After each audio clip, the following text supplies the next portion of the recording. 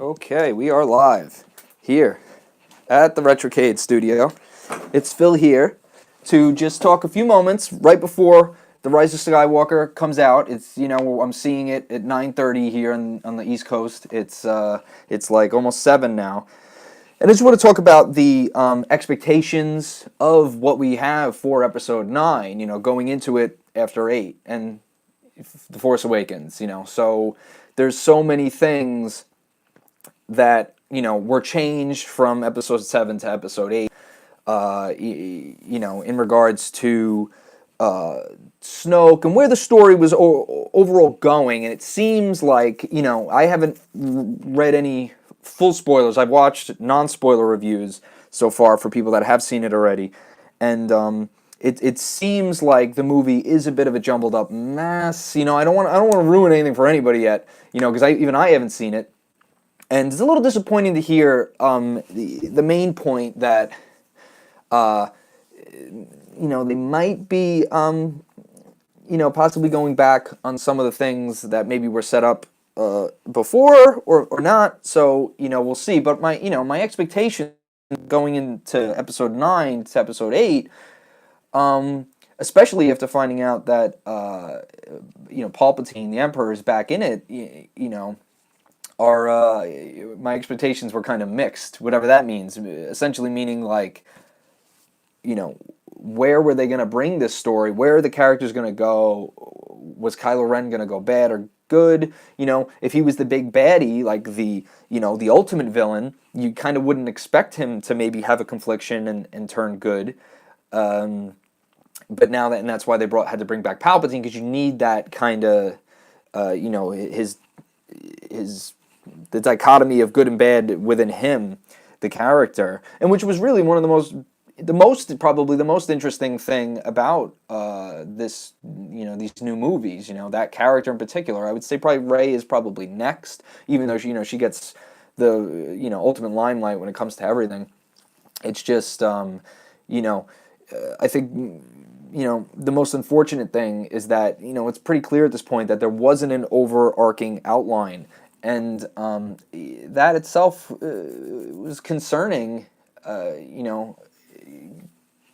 after The Last Jedi, and definitely concerning after going into this movie, because, even though JJ has recently said, "Oh, well, it was my plan to bring back Palpatine all along," it always seemed like damage control, and from what the reviews seems like, it seems like it was a bit ham-fisted.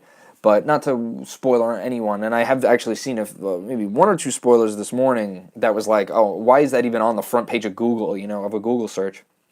But, I'm relatively excited. I'm more or less kind of nervous, and in the end, what are you going to do if it's not a great movie? It just goes to show you that an outline, or an overarching outline, should have been made. And we'll do I'm going to do a full podcast episode about Rise of Skywalker review, after I see it, and we'll do some more stuff. But I just wanted to get this short little video out, to talk about what my expectations are, which are really not much. Where does Rey go? Are they going to go kind of retcon what her lineage is? Where does the Emperor fit into this? Bringing him back, is it feel ham-fisted? I hear there's a lot of exposition in the movie. Where does Kylo Ren go? Does he die? Does he become good or bad? What are they doing with Princess Leia and Carrie Fisher? Where does she? How does that scene fit? What about Luke and Force Ghost Luke? Where is he going to fit into that? Or is it going to be maybe make fans feel a little better to where how they they kind of feel like the character.